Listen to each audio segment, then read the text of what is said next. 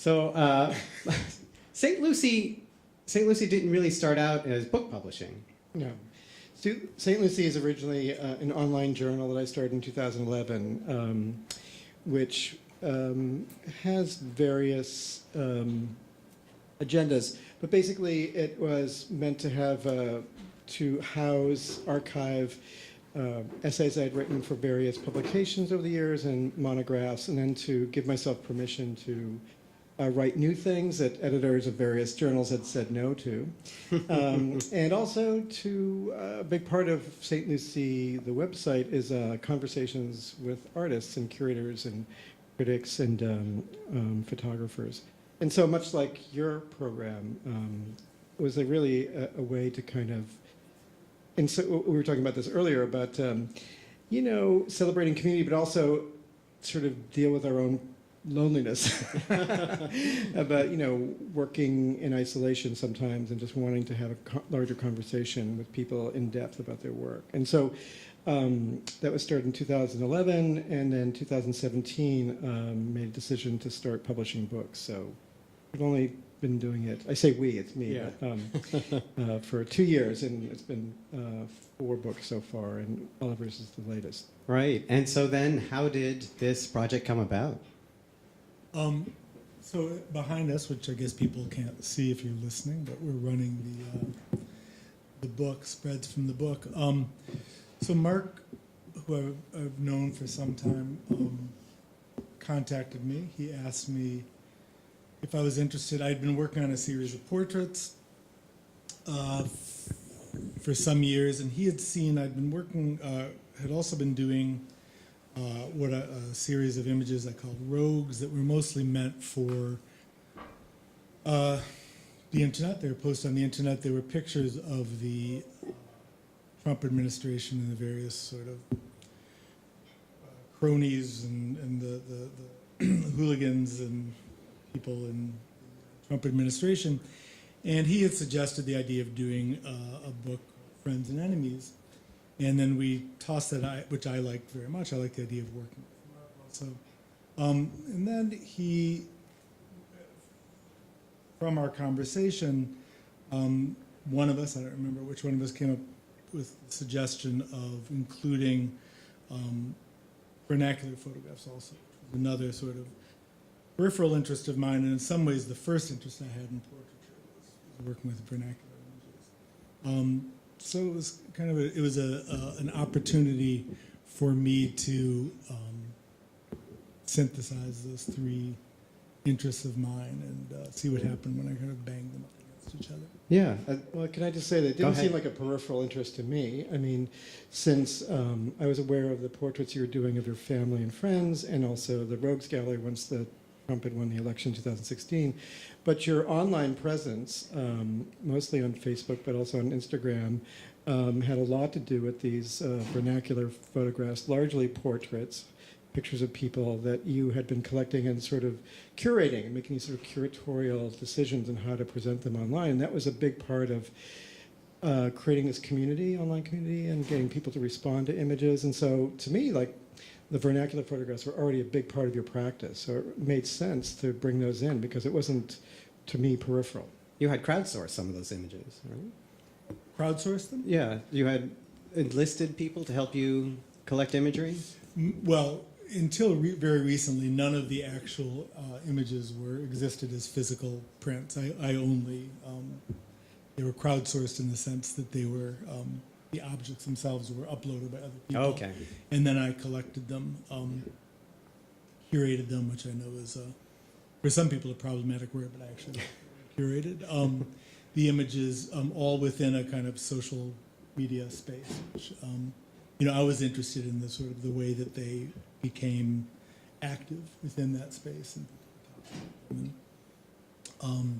passed them around, and they were reanimated and given new life. So when I say peripheral, I guess I only mean, it had really been the first 30 years of my career, such as it is. I had never taken a photograph of a person before. I've never included a person in my work. So it wasn't peripheral as much as it was, it ran parallel too, but the two worlds never really intersected. And and at some point I started thinking about the connections and the relationships between these images. I mean, again, what we're calling the rogues, those were done as a project initially just to raise money for Planned Parenthood and the ACLU. They were born of kind of an inability to work in the studio after the election. In fact, I was just telling these guys the last time I sat in this chair here was Wednesday morning, do you remember, after the election, 2 years ago, a little more than 2 years ago, where Marvin Heiferman and I had committed to what we thought would be a celebration. Oh. And I literally, I sat here and wept in front of people. And you say that. You say it was difficult to figure out how you could possibly work, how you could create work.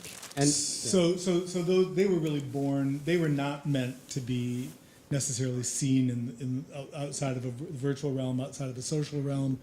And then I did make prints to raise money. But when Mark approached me for the book, what the book allowed me to do was to start looking at connections between these bodies of work and to create juxtapositions that gave them meanings that aren't necessarily their original. right, and recontextualizing these images is a big part of your practice and a big part of your work. Yeah, I mean, I think that it's the very nature, certainly, of vernacular imagery that it's authorless. It's often, has no temporal or spatial specificity. They're kind of floating around there, waiting to have meaning assigned to them, which is something that's always interesting. And it goes to the sort of the heart and the sort of the problematic nature of portraiture. In its essence, the idea that we can know someone by looking at their portraiture, we can make assumptions by looking at a portrait of someone. And we were talking a little earlier. There's a whole problematic history of portraiture in general with the early colonial photographers and the way they sexualized and photographed the other as strange and exotic, and the way you play with these photos, the way you alter these photos, also brings out that kind of strangeness as well. And that could be used for, sometimes that could be used for harm as well. And so when I was looking at these, I was thinking of the portraits from the portrait series, more or less so, and then the Rogue series kind of coming together as this sort of way of understanding the representation in the Rogue work, the way of you showing sort of the anger and the sort of the outrage that you wanted to sort of express by creating the Rogue's portraits, or showing the Rogue work, right? Well, one of the reasons why I never did include people in my work is I've always had a sort of deep distrust of photography's ability to capture any kind of a truth, or all the sort of typical typical sort of post-modern framework for photography. I've always sort of has been part of my DNA. I just have never, and the older I've gotten, the more interested I've become in finding something that I believe in, finding something that is more less cynical. And yet I've never been able to give that up entirely. I mean, it's like it's part of my DNA. So, at some point, I thought it was sort of strange that I collected these images, whether I physically collected them or collected files that had this kind of deeply, had a lot of they're really poignant images, and they really sort of resonated humanity and because I didn't know the author, I didn't know the intent or anything. In some ways, that allowed me to kind of engage with them, right? Because I didn't feel like I was being manipulated. I was in control of their meaning in some ways. And at some point, I realized that there was something missing, like in my own work, that was something I should explore. And so the first image in the book is a photograph of my brother, who was a very sort of important figure in my life. He suffers from schizophrenia, and is sort of has always I've built many aspects of my work around my relationship to him and his sort of tenuous relationship to reality. And I just sort of decided to go in there and photograph him and see what would happen. And I did that in a way that, you know, I'm using 19th century studio photography techniques, a lot of the backdrops. Yeah, a lot of post-production is involved, Right. a lot of, you know, the collapsing of painting and photography. There's still a lot of distance involved in them, and a lot of sort of, you know, distancing mechanisms involved in it. But it allowed me still to get to something human, for lack of a better way to put it. And that was, you know, that one of the reasons why I was so interested in working with Mark is I think that's. I've had many conversations with Mark, and he's often been a reminder to me of whether he knows it or not, of the kind of humanity in photography, for lack. Right, and also, Mark, you were interested in that connection to portraiture and painting in the work as well. Oh, absolutely. I mean, one of the things that really struck me, especially when I saw the Rogues' work, was just how to picture rage, right? Many of us felt enraged by what had occurred, and you know, many people felt a sense of paralysis and depression, and Oliver decided to, you know, basically embody this sort of this anger and to put it to use. I mean, not only for have it to be a kind of cathartic experience for those who saw it online, but also to help raise money for Planned Parenthood and the ACLU. So it occurred to me at that moment that, and maybe it's just my lack of a sort of subtle emotional, you know, landscape, but really since the election, the sort of two things that dominating emotions for me have been rage and tenderness. Anger, a lot of anger, constant anger, and incredibly focused tenderness towards my friends, towards my students, towards people that I love. And I felt suddenly that, you know, this sort of range of photographs in Oliver's work, the vernacular, the portraits of his friends and family, and this Rogues Gallery of the Trump administration, you know, encompassed this sense. And this is something that we've often talked about as well, is that one of the things that we love about photography is that it's democratic, you know, tendencies, or that it's a relatively democratic medium, right? In other words, many of us have taken photographs, many of us have been photographed. We look at photographs, to quote a 40-year-old, you know, essay by Susan Sontag, you know, photographs are as common as furniture, you know, in our everyday environment. You know, I'm interested in that sort of a broad embrace of photography, right? That it all matters, right? The fine art stuff and the vernacular stuff, the commercial stuff, the fashion, the documentary. And Oliver, as far as I could tell, had similar sensibilities, and that manifested in his work. And I thought this is a moment where these pictures make so much sense to me, and that's when we started a conversation about it. Right. You know, I also you mentioned. Did you mention Orientalism before? Well, yeah, I was talking about the sexualization, which was they would call it Orientalism, right? The way women were photographed from the Far East and all in these very sexual poses, right? Yeah, just that struck me because there's a section in the book that deals with. I should mention, by the way, that there are two written. There's a short story written by Rabi Alameddin. Thank you. Rabi Alameddin. These two were on a first try, and I've known Rabi for years, and I still can't wrap my brain around it. And Rabi is photograph is in the book also, and I've shot him sort of. He's from Lebanon, and I've shot him in a very overtly sort of traditional, like a Jerome painting or something, Orientalist sort of way. And I am interested in the sort of I don't know if it's kitsch or just the taboo of the wretched excess of the painted photograph and the exoticizing Right. of The wretched excess of a painted photograph. Okay, I think we're done here. Like that.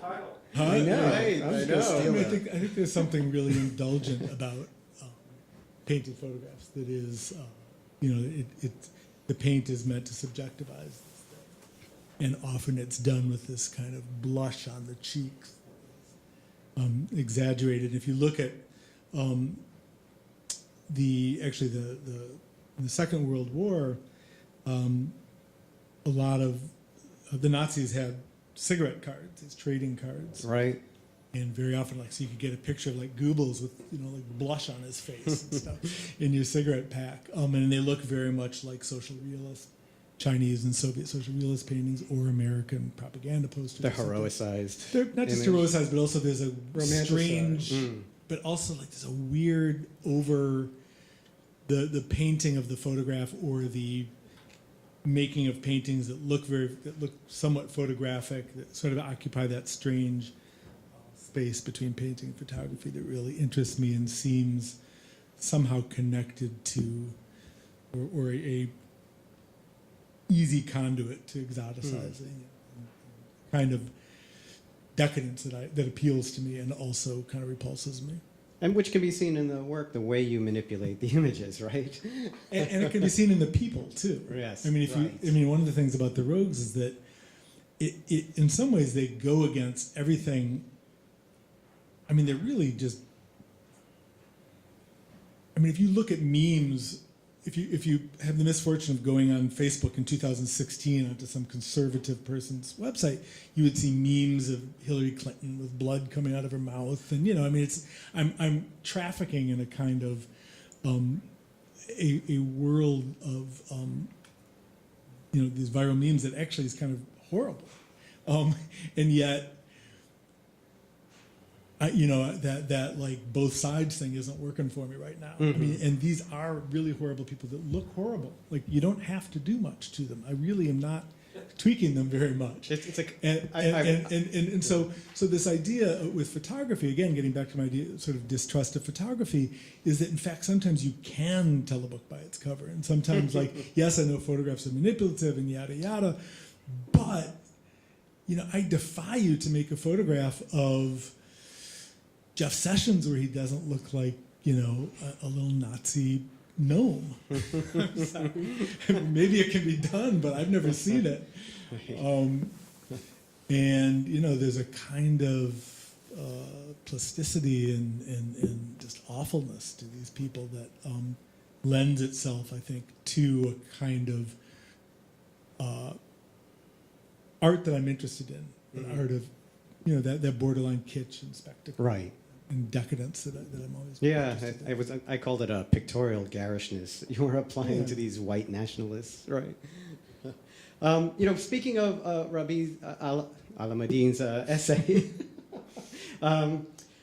it's a very personal story that he's telling, right? A complete lie, which is also Right. yes. And I mean, it is personal, yes, but it's right. not. But it sounds like it's very diaristic sounding, and it's about disappointing your father and not being able to live up to being a man in some ways, right? And having this sort of much more gorgeous, manly brother that everyone prefers and all. And it made me start thinking about how personal is this, because on the face of it, it seems like this collection of work that you have perhaps very little attachment to, but you told the story of your brother. That story of your brother and the kind of emotional rage that went into showing this work is the part of it that makes it personal, right?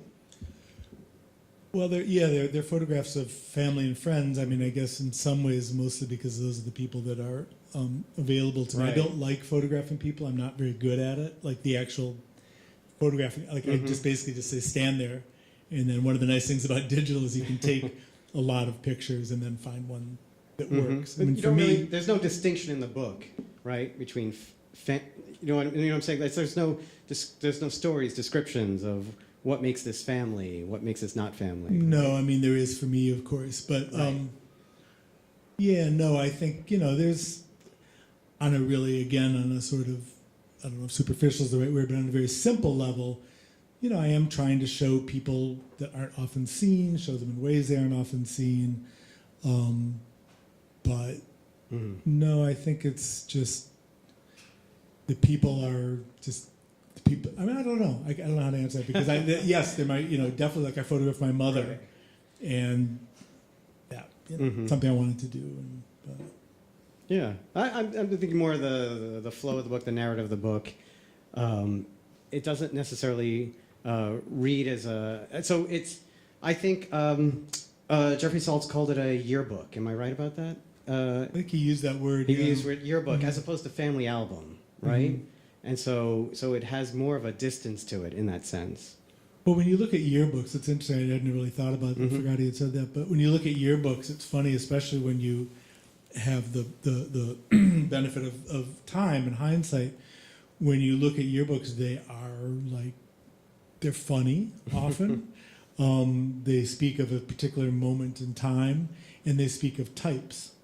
Like when you look at a yearbook, when you look at a yearbook, oh, there's the jock, there's the freak, there's the the criminal, the most likely, there's the nerd. And we kind of break life. Portraits do that in some ways. They no matter how hard you try, people are types. And then the closing essay by Matthew Weinstein called Psychic Frenemies, right? It's more of a description of you in a sense. It's a more description of your philosophy and your ideas about your love-hate relationship. He calls you a recovered art dealer, I think, in there.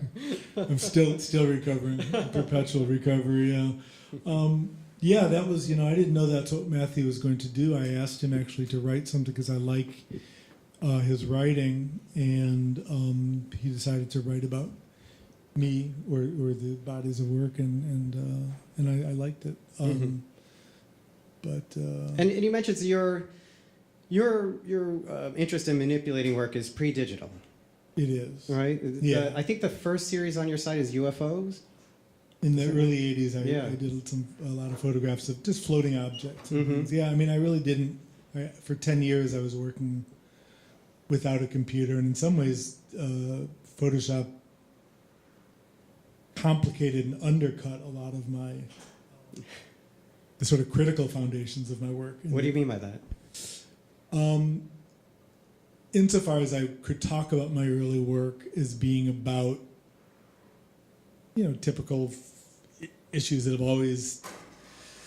photography's always been involved with, about reality and questioning whether something is real or not, and sort of playing off of the audience's expectations of what a photograph is. When digital technology came along, that suddenly no longer really became an interesting question anymore, because we just assume that a photograph is a plastic thing that is, has much less of a foot in reality. So in some ways, it just forced me to cop to some of my more Baroque passions without the maybe the critical foundation to stand on. Yeah, and then Mark, when I was reading up on you as well, and that's where I found that funny intersection of your interest in the sci-fi and the UFO world. So I've been interested in what I call ATOS, all things outer space. And I think part of it is generational, perhaps. I mean, there was an interest in the 60s and 70s, a kind of rekindled interest in the paranormal and the UFOs and that kind of thing. There was a reveal of the X-Files, right? It's pre-X-Files. But they were actually blue. They were called documents of something blue something. Blue papers or something. Yeah. From the. Absolutely. So I read all of that stuff when I was a kid, and I was quite, But anyway, that's what I love, that aspect of photography, these sort of marginal histories or these sort of marginal archives. I was teaching at Syracuse, and I shared an office with Jane Marshing, and we discovered our mutual interest in ATOS. And so when we left Syracuse, I moved to Baltimore, and she moved to Boston. We proposed to do some projects together around spiritualism and photography. So we organized a panel at CIA about 19th century spirit photographs, and then CIA asked us to guest edit their journal, which we did. And so those were all sort of, again, looking at how new technologies, or what Jeffrey Sconce calls the technologies of disembodiment. in the 19th century, how they were used to picture the otherworldly. And then we start thinking about, like, well, what are contemporary artists using? How are they using new technologies to deal with similar issues? So Jane and I organized a show called Blur of the Otherworldly, Contemporary Art Technology and Paranormal. Yeah. So, yeah, Oliver's, I can't remember, Oliver, you weren't in that show, I don't think, but we did use your work when we guest edited the CA Journal, I believe. I mean, it's funny. People would often come up to me and ask me about my interest in UFOs and whether, and I have no interest in UFOs. I don't believe in them. I've never, I have no. I mean, I was raised, by a very rational German mathematician, and it's just that too is just part of my DNA. I have no interest in that, but I am interested in lies and deception, and I'm interested also in hallucinations and sort of spiritualism, I guess, is manifest through as a kind of separation from reality. So UFOs do interest me in that regard, as these kind of as visionary things, and as photograph, as this sort of the ultimate, I guess, photographic lie. And I also have a deep interest, and I've always had an interest in, I guess, what one could call kitsch, although I think there's it's more complicated than that. But, growing up, Mark and I have talked a lot about our mutual interest in album cover arts. I'm a big fan of Roger Dean and kind of bad surrealism, which also strangely has been, the internet and digital technology has kind of messed that up for me too, because now there's just like every 13-year-old kid in the world has access to this like technology where they can make these amazing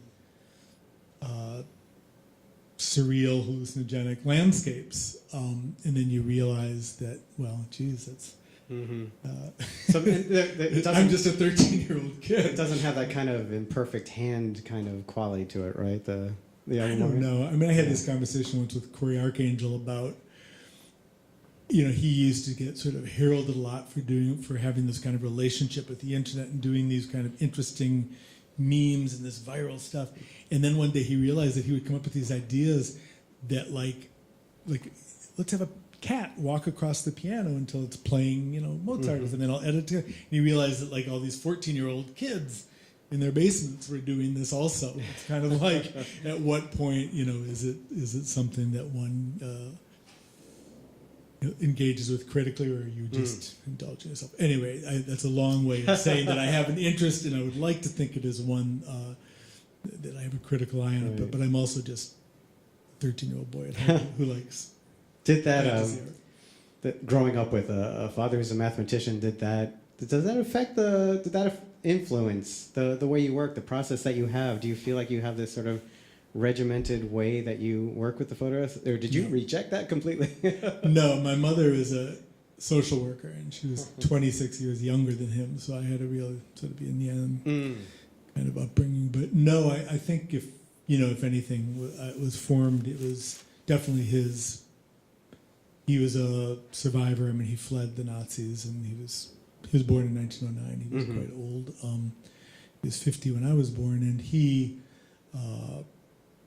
was just a very deeply cynical guy. Not cynical, pessimistic. He would sign letters to me, "All is well, if not too much is expected." Oh wow! So, wow. So I kind of inherited that. When did your interest in art begin? Where did you grow up in New York? Did I grow up in New York? Yeah. No, I grew up in Wisconsin. Oh, okay. I moved here in 1979 when I was 19, and I had no interest in art. I had a friend who, I made films and took photographs, like Super 8 films and stuff. In college? Or? No, I didn't study art. I went to a media studies program at Hunter College here in New York. No, I had a friend when I was 19 who worked in a gallery. It was called the Terry Dintenfass Gallery, I think. Do you remember that? On Upper East Side. Huh? Yeah. And he would come home and he would talk all about like these artists. And I remember thinking like how weird it was that they always talked about the artists' names but not the artwork. and I can't even get my brain back to that pointed frame. But I had no, like, for me when I was growing up, art was album covers, photographs of mountains and things that were, and calendars, or I knew the Mona Lisa, I knew Dali, but I had no interest in art. What I had was interest in pictures, but I didn't have any interest. Where did you think you were going when you were at Hunter? To the Mud Club. I don't know. No, Was it sort of media communication? Is that I was interested in propaganda. I was obsessed with propaganda, and that's what I studied. And I could never figure out, like, short of being a propaganda minister, I couldn't really figure out what I was going to do with that in my life, and I never did. And then when I was 23, I opened an art gallery because I started hanging out with more people that were making work, and I started looking, and I became more interested in art in my 20s. But I was never one of those kids that could draw or anything, so I was just, it wasn't like, nobody ever said, you should be an artist when I was a kid. Was your father still with you then when you opened that gallery? Both my mother's still alive. Yeah. My parents were alive then. What was his reaction, and what was your mother's reaction? Oh, my mother, still to this day, she'll go like, "Are you still making paintings, dear?" I don't know. They were supportive, but they didn't really know what I was doing. Yeah. So then you went on to get your master's.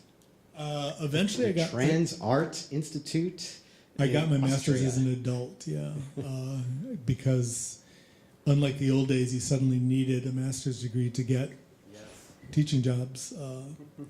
So I thought I would get a full-time job when I had kids, and then I decided against that at some point. But Nope, I can't get back into your computer. what happened? We go to sleep? Yeah, I went to sleep. It wouldn't wake up. Ooh, stochastic.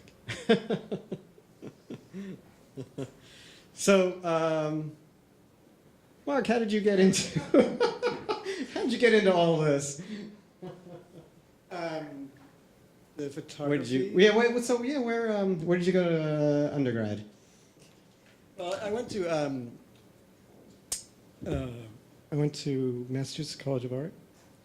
But I just when I was 16, 17, I was a high school dropout and sort of wandering around the streets of Boston. And this really happened. This media activist who looked just like Cat Stevens put a camera in my hand and said he wanted to work. His organization was called Somerville Media Action Project.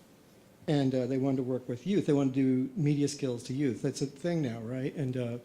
And so he approached my friends and I, and he said, for friends and me, and said, do you want to work this camera? And I just happened to be going to a Led Zeppelin concert that weekend. And so my first photographic experience when I was 17 was to photograph Led Zeppelin at Boston Garden. And he said, bring this film back and I'll show you how to develop it. And that really was... I'm telling it sort of glibly right now, but it really was a pivot in my life. I mean, from being a wayward youth towards something, having a direction. And we were talking about, you and I were talking about education earlier and just how significant that is to kids who don't know that world exists. Right. And to show them that there is a way of sort of expressing themselves or being connected to culture by being producers, not just consumers of it. So, I mean, that just started my lifelong interest in photography, and it's been rather circuitous, but that's sort of how it started. I eventually went to art school and did lots of other stuff. But that to me, that was like the pivotal moment. Mm-hmm. Yeah. And do you still consider yourself an active photographer and then a writer and now a book producer and? I've always been a writer as well, along with, so even when I was actively exhibiting, I was also writing about art. But no, about 15 or 16 years ago, I decided to stop making work, actively and stop exhibiting. Mm-hmm. I guess I just lost interest. I mean, I had actually had this very specific feeling of like, oh, I have no more pictures left in me. But I seem to still have some words left. Right, words, and of course, but I still, promoting other. Yeah. I mean, I feel like I don't know that I'm, I feel like a charlatan in many ways, right? I'm a dilettante. I've sort of follow my nose, but I don't have any pedigree training as a writer, but it's something that I've done a lot and love very much. But I feel like an artist in my bones. I feel like I'm an artist. I'm just happy to be working with images and writing about images mostly, and and also really interested in community. And so, as a teacher and as a writer, and now working with books. Right, and you're at the. Oh, go ahead. Yeah. Well, I just wanted to say, and I don't say this just to flatter Mark or something, but we really, when we made the book, we would talk constantly and meet constantly, and I would bounce page spreads and stuff off him and sort of conceptualize the sequencing of the book and stuff, and it was really it made me realize just the importance of, when I ran an art gallery, the artists that we showed would tell me this, how great it was to work with somebody that was actually an artist and stuff, and it actually really makes a difference to work on these things with, Mark is an artist, and it was there was never any question about, this being a pecuniary, no one's getting rich here or anything, but, I don't think anybody would approach it we have to figure out a way to make money off of Marketing this. strategy. Marketing strategies, Right. yes. But no, it really was sense. Right. Yeah. Mark, I don't know if we really got to the way you saw the portraits and the rogues and the connection.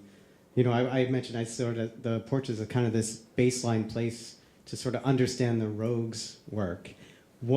So when you saw the two together, what did you what was the idea of how it should be paired and how the pages should flow?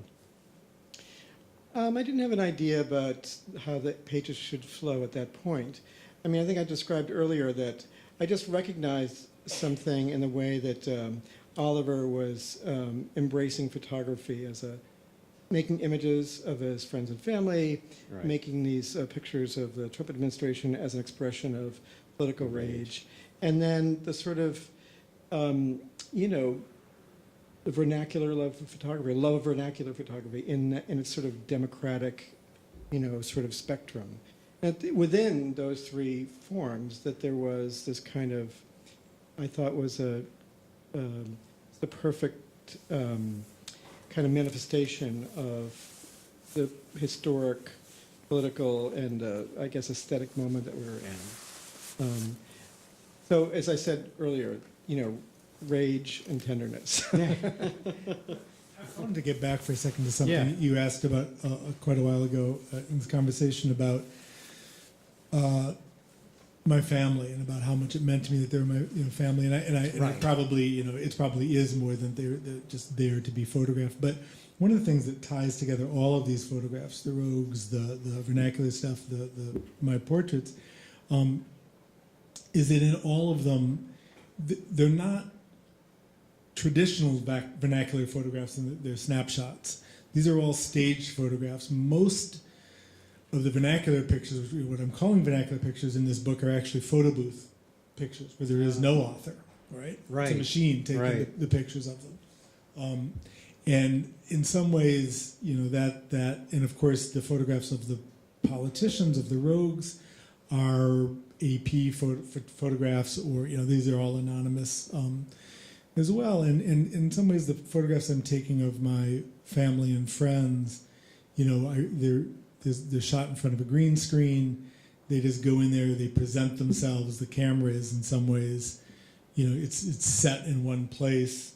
They're studio shots. Right. And so I think in that sense, while the vernacular is involved here, it's really more about a kind of studio setup photograph. Yeah. Why don't we take a couple questions from the audience here, and I'll bring the mic out, and then if you have a question, you can ask.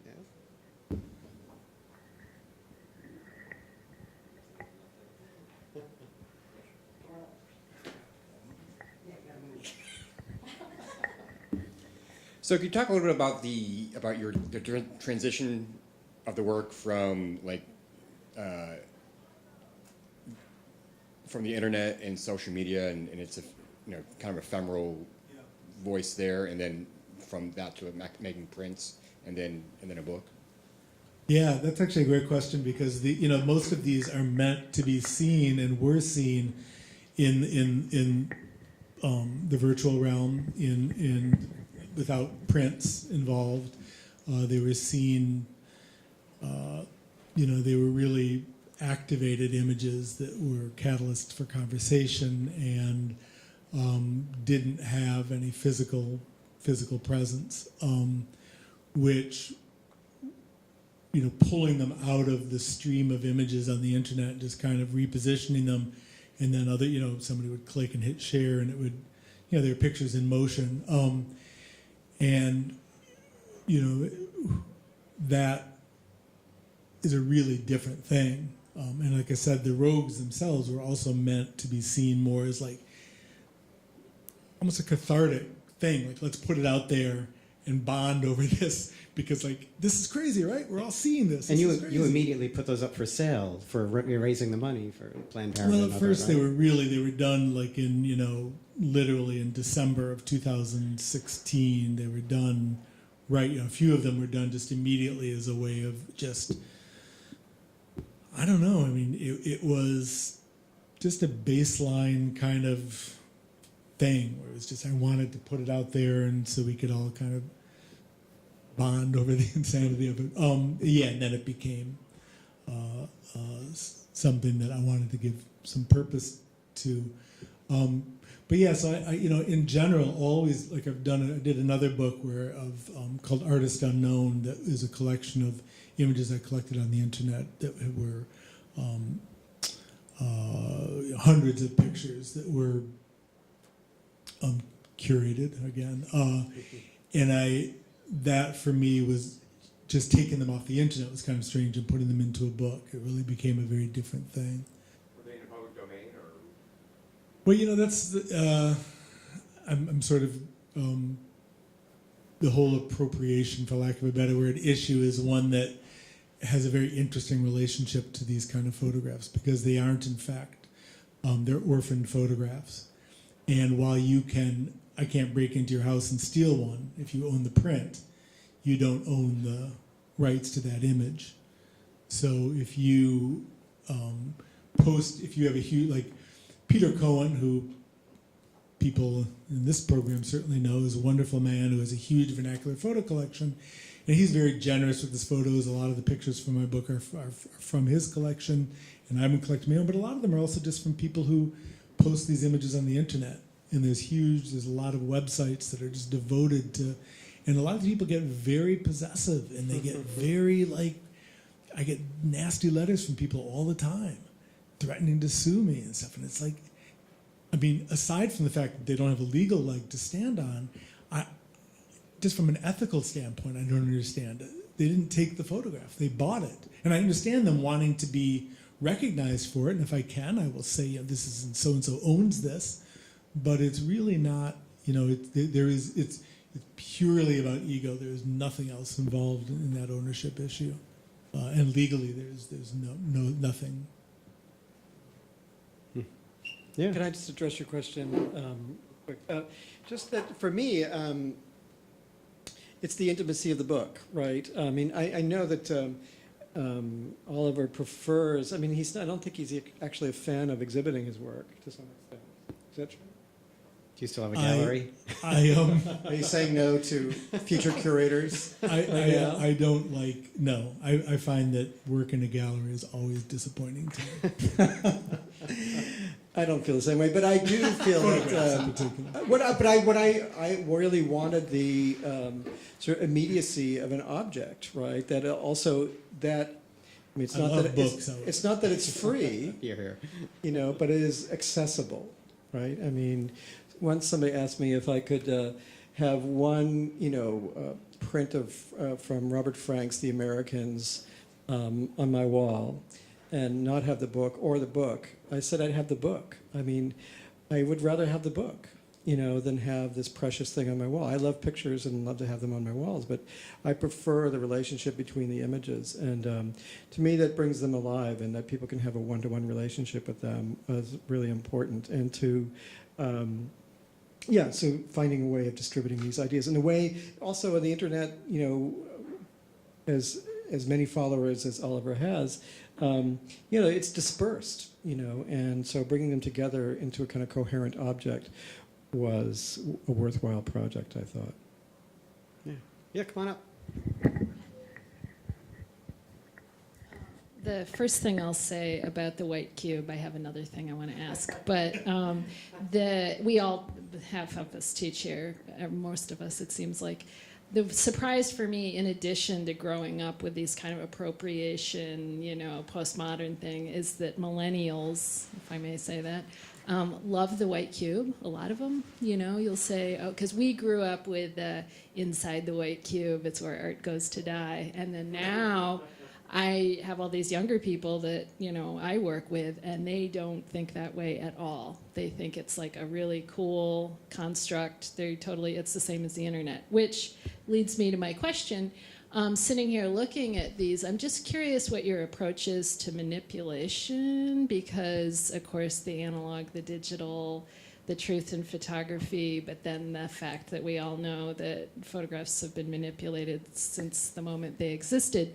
But it is, in the sense when I'm sitting here looking and seeing the whole thing go by, I sense the manipulation, but I don't know what it is. And also I'm sort of interested around, because manipulation in the post digital age also has a kind of ethics around it. So it's almost like people say, well, here's what I will do and here's what I won't do. So I'm just curious. Well, those two things are related, because I notice with my students as well that all my expectations about what millennials would be interested in, what I predicted they would be interested in, what I, of course, assumed they would be interested in, was virtuality and non-physical spaces, that the art object would dematerialize completely and stuff.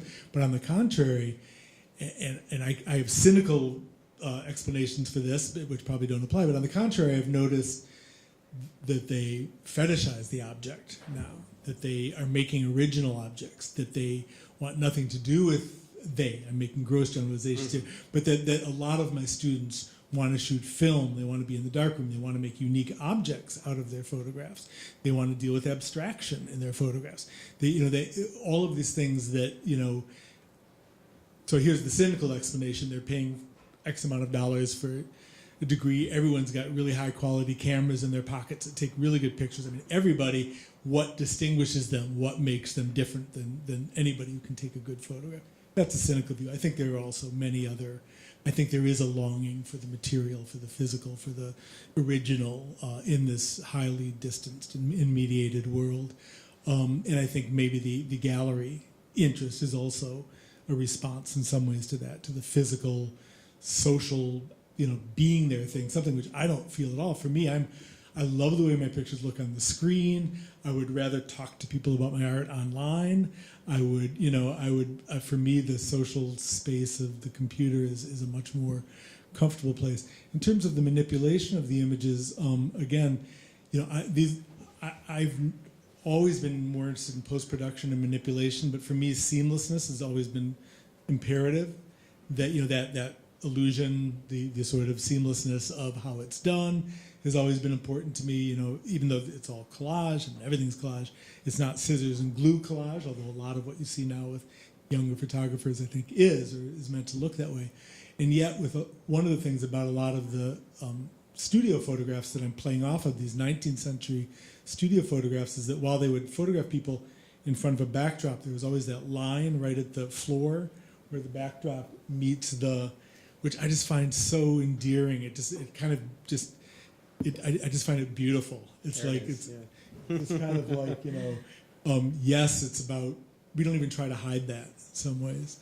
I think that's a really, manipulation is just such an interesting, ever-shifting space. One of the great books that Mark did with St. Lucie was with Laura Larson, the photographer Laura Larson. It's a book called Hidden Mother, and they're photographs from the 19th century that she weaves into a narrative of her own life and child that she adopted. But there are these great photographs of babies that were taken in the studio in the 19th century where the mother, because the exposures were so long, the mother had to hold the baby, but they didn't want the mother in the photograph, so they would put a blanket over her, hence the hidden mother. And it's super creepy and weird and speaks to the fact that they didn't think it was super creepy and weird. I mean, that sort of speaks to this different relationship we have to photographs. But that's an example, I think, of where a kind of manipulation, where something tells you a lot about, I don't know, the zeitgeist of the time. And it's, you know, special effects, I guess. Yeah, but when you did transition from the darkroom to Photoshop, did any of your philosophy on the ideas change as well, on what manipulation should look like and what it should represent? No, I think I became more interested in that sort of uncanny valley space, that space that is less, where you really can't tell if something is real or not. And that, I think, is a space that's becoming really interesting now with these, like, I don't know if you've seen like Instagram celebrities that aren't real people, right? I mean, that's just crazy. You know, and so that space that Craig Kalpatchian and other artists have sort of explored of, you know, that isn't really lens-based anymore, but it's still a photograph. You know, that I've become, you know, the digital technology, I think, has got me more interested in that, really that space right between painting and photography. Some new space. Yeah.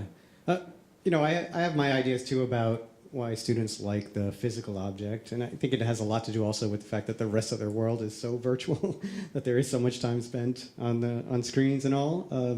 You know, the three of us do teach, and you know, Mark, I wonder if you also have had this experience with you know, now the you know, with the darkroom or with shooting film as being the different thing, as being the stranger thing. You know, if you've seen that transition from when it was the norm to now it's the unusual thing. Well, Thanks. I guess so. I don't think I have anything really to add to that. Yeah. I think it is, you know, people wanting to have physical experiences. Yeah, and just being challenged and learning a skill that is not just about sitting in front of the screen. And I guess there's just something about the presence of, you know, silver-based object, perhaps, that, you know, feels very different from a digital object. But I don't think I have a lot to add to that. Yeah. So, you know, I think we could. Oh yeah, sorry. Go ahead. This is just a petty question. Tell me about the backdrops. They're so unusual. I mean, they're not unusual. They're beautiful. You've obviously collected them, and they're real, I think. And I just found the backdrops, you know, wonderful things in themselves. Thanks. Well, that's, as I mentioned before, you know, for 30 plus years, I was basically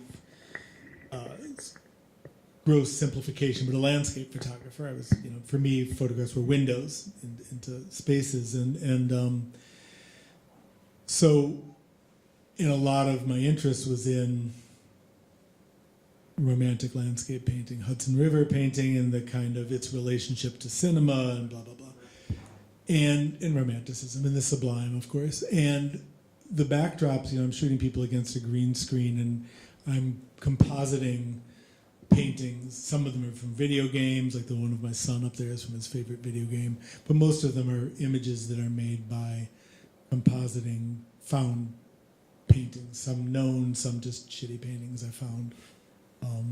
You know, they are not real backdrops. No, they're shot against I know a green. photography collects those. Those backdrops. Well, I tried to do research on them, and you can't. I'd be kind of. I'll talk to you about this because afterward, because I haven't been able to find. Do you mean like the actual like 19th they destroy or late it. They're 19th, very early hard- 20th century? They're hard to find. Anthony Robinson Yeah. gets them from Asia when they send them. Oh, yeah. Not quite like this, and Stanley Burns has. Oh, does he? Well, you know, one of the interesting. Yeah. You know, it's interesting when my kids go to school now. They come back and they give me a pamphlet and they choose the backdrop, and it's digitally put in. They're shot against a green screen. Soccer field. They can choose all these different backdrops. But yeah, I've been collecting these more and more now, and I've been noticing that in China, particularly in the '60s during the Cultural Revolution and stuff, there was a lot of photographs taken in backdrops there. I didn't know that they still did it, but and a lot of the most beautiful pictures are from Turkey and Georgia and sort of. Yeah, no, they're very beautiful. In fact, I've tried to do a project where we're taking people out of them. We have, and so is Yael, one of the students at SVA MFA program. Huh? Oh, and of course, yeah. I mean, it's to this day, yeah. West Africa, yeah. That's interesting. Oh, that's interesting. Yeah, I know that in West Africa there are a lot of photographers using it. And it's, I mean, I've wanted to do research into that, but found it, I just assumed a lot of other people would have too. I guess you know this, but there are catalogs from the 19th century. Yeah, there's a website that has a lot of, and they're remarkably, I mean, there's basically the kind of Greco-Nordic kind of thing, you know, you're in columns and, you know, Black Forest kind of stuff. Huh? Greco-Nordic. That's That's a new combo. no, that was Hitler's combo. Yeah, but yeah, there that like Oh yes, that was Greco-Nordic. Yeah. the Greco-Nordic. Yeah, he, yeah, he was yeah. invested in the That's Greco-Nordic right. I went to tradition. school with him. He was on the football team. Yeah, because of the love of the Greek Empire, right? But yeah, but in so usually they're pretty standard. Like there's not a lot of variation in them. How about the Trump boys just went by and it looked like they're Disney? It is, yeah. Yeah, those. I mean, the Trump boys really like Eric and Don. They're kind of, to me, they even more than the Donald himself or Ivanka. There's like something really wrong with them, and they just seem like they're in. Yeah, I gave them the Disney background because they seem like they're from a bad, just Disney gone wrong or something. Just like, I don't know. Yeah, Oliver, you have to mention Putin's eyes. that's right. Oh, yes. All of the In the book, right? all of the Trumps and a few of the other rogues, they all have Putin. I've taken Putin's eyes out and given them Putin's eyes because they don't. A lot of the people do have blue So eyes. does Miller have Putin's eyes? Yeah. Pence does not. And I take it back. Pence is the weirdest one of them all because he just looks like he's had plastic. I mean, I don't know if he has had plastic surgery, but it's just. And did you notice Pence's the guy who was going to be chief of staff? What was his name? Oh, right. He just dropped out. He He's- dropped yeah, out. But I mean, he's like one of them too. Ayers, I think. Yeah, Ayers, they all just look like. I think it's years of repression. I don't know what it is. I don't know what it is. Yeah, maybe. Anyway. Yeah. So, yeah, please, Liz. Hi. Well, I'm like such a huge fan of your Instagram, which we've been like talking Thank you. about a little bit. But I think like one of the things that's I love about it is you do post consistently.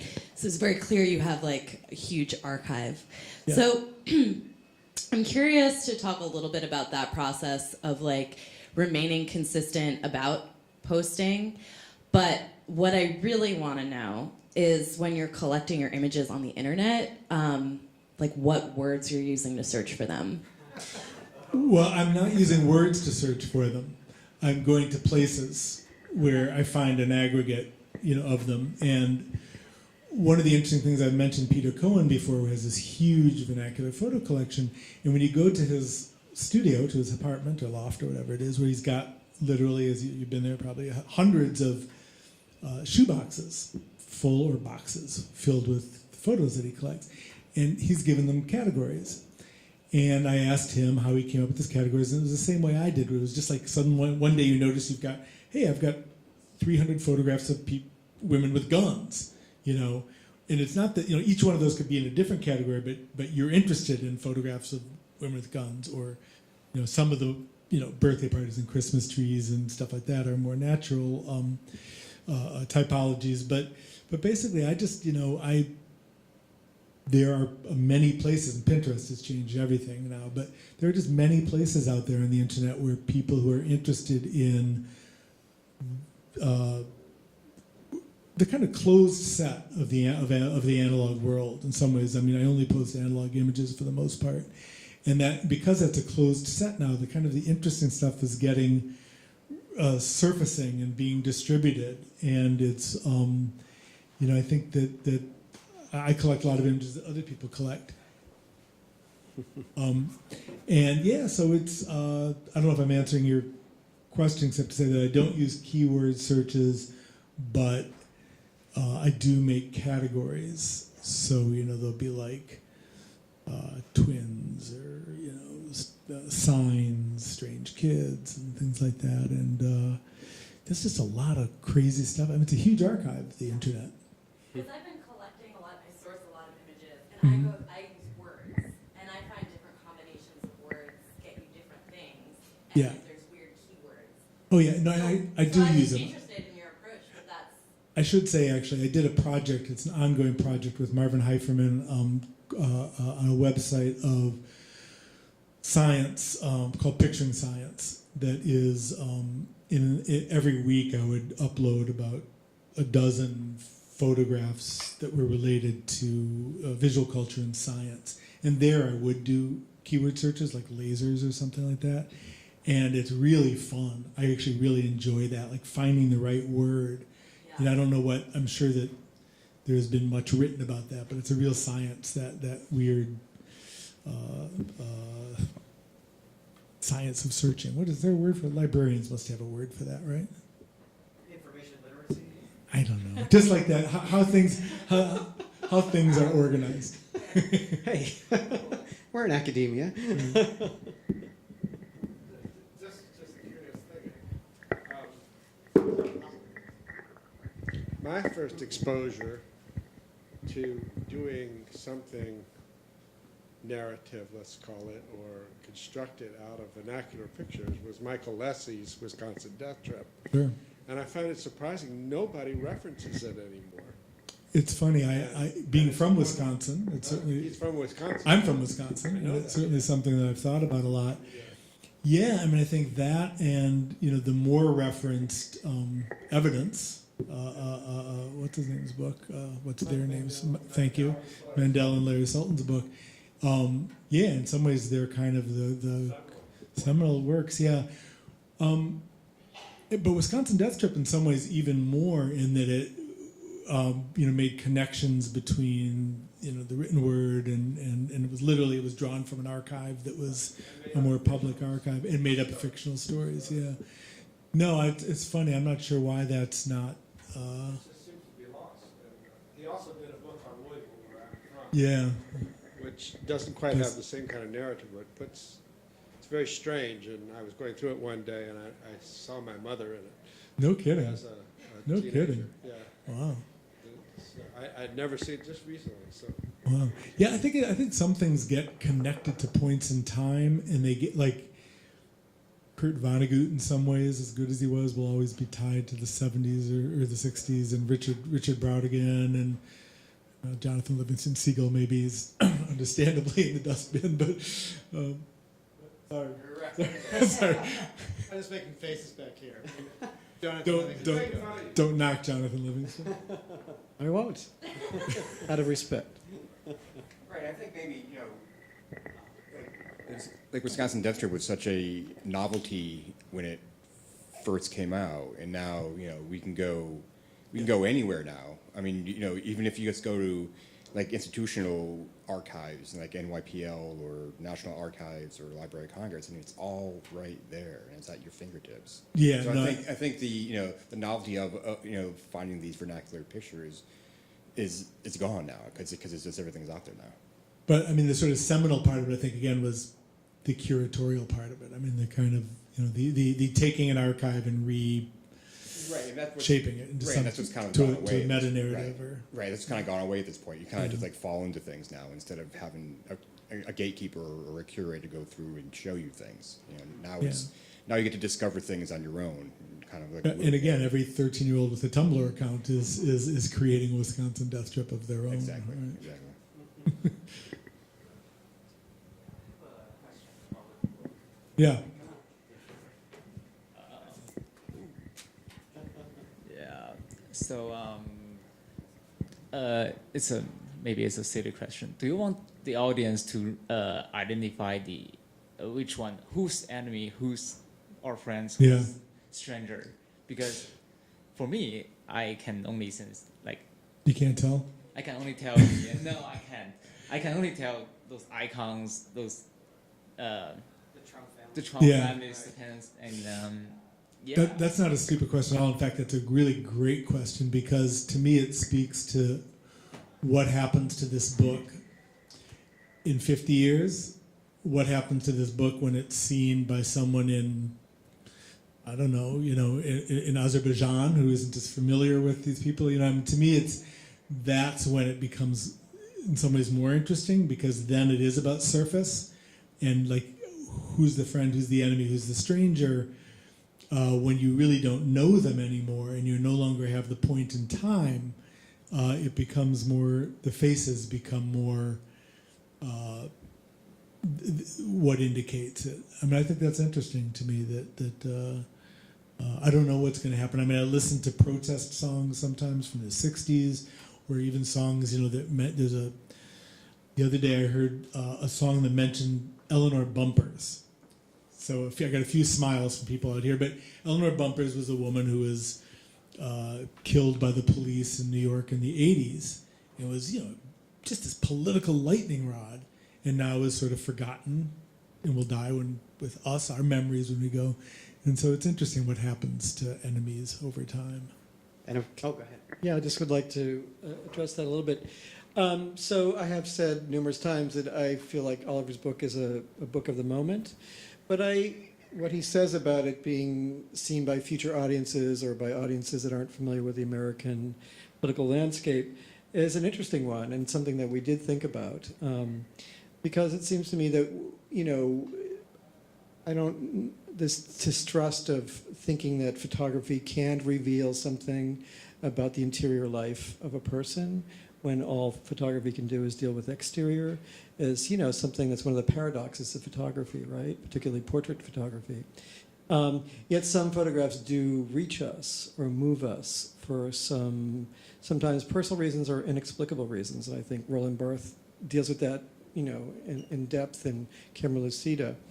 But there's also something about the kind of, the spectrum is, it's fluid, right? There's friends, enemies, and strangers, because I have people in my life who are sometimes all of the above in the same moment.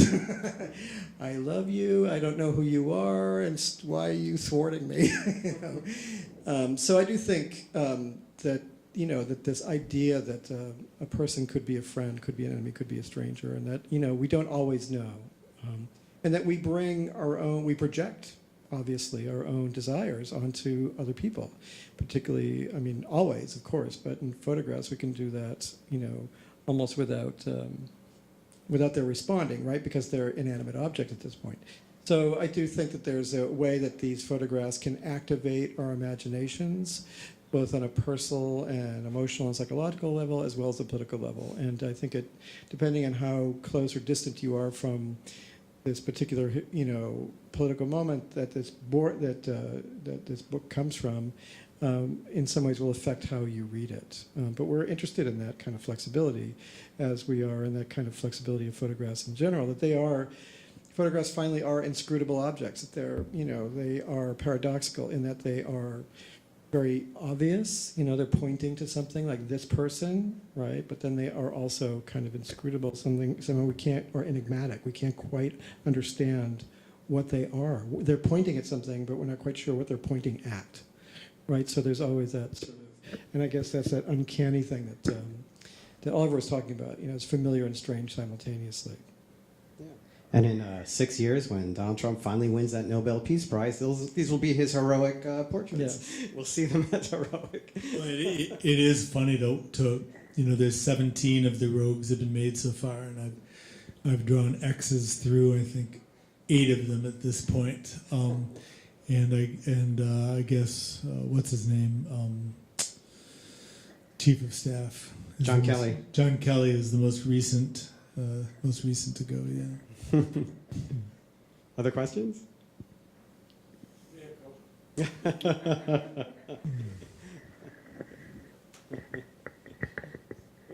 So one of the things we haven't touched upon is this notion of bookmaking.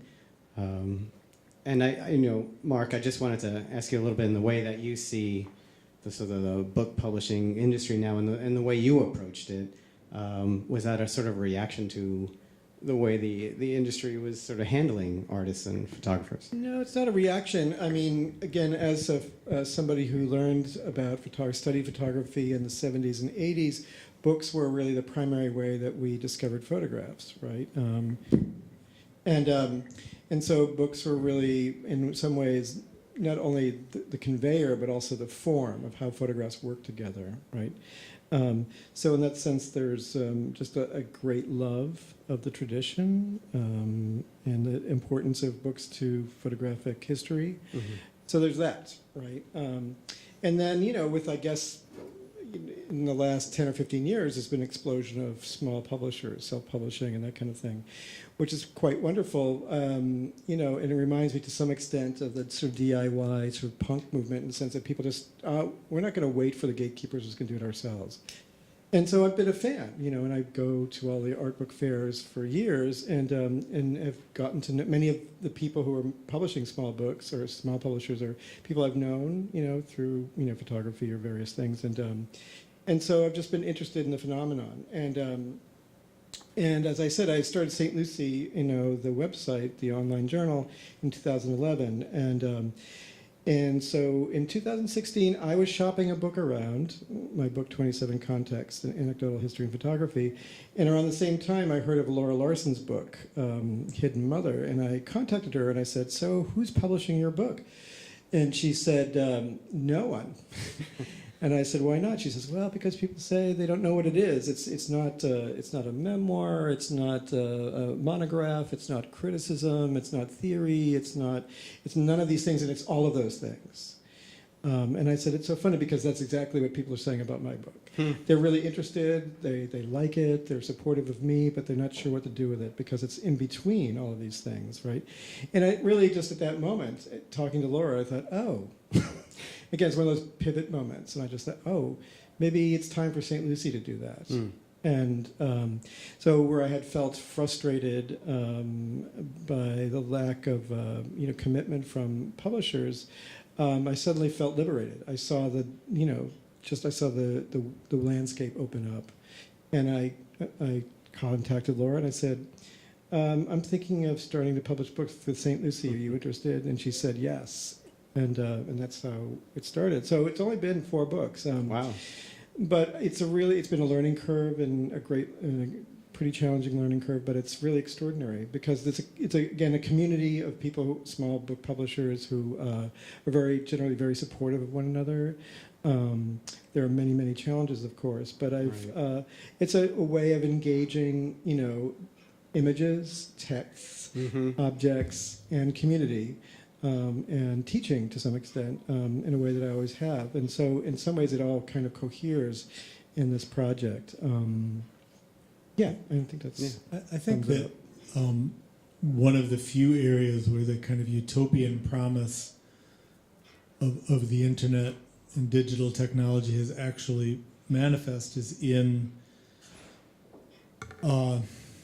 self-publishing of all kinds, whether it's... and this isn't really self-publishing, is because I associate myself with St. Lucie Books and doing this book, and I like that connection very much. And I'm in a group of like-minded people that I respect who've also done books, and I get to work with Mark and everything. But it does circumvent, the gatekeepers. It circumvents the market in some ways. And And I think that happens. That's happening across the board now in the arts in ways that is really exciting. And I just don't see a downside to it anywhere. Yeah, I think that. And I should also say this book was, it was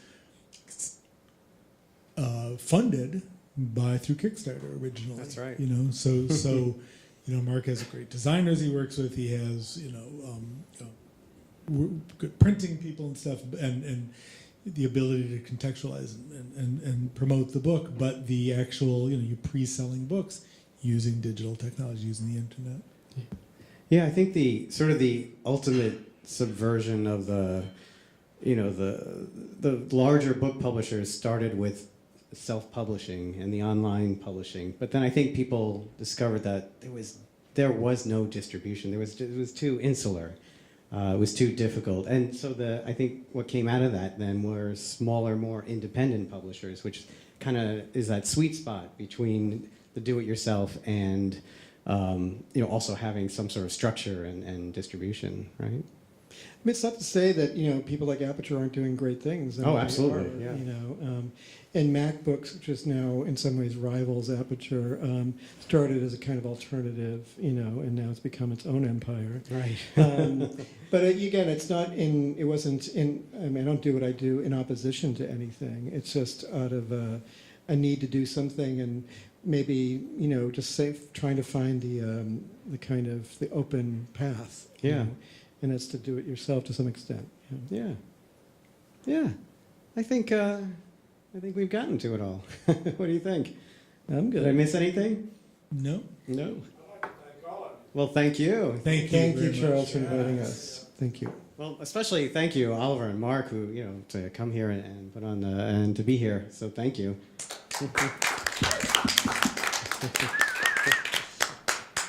All right. Thanks That's to you, it. Michael. Bye, everyone. Bye, everyone.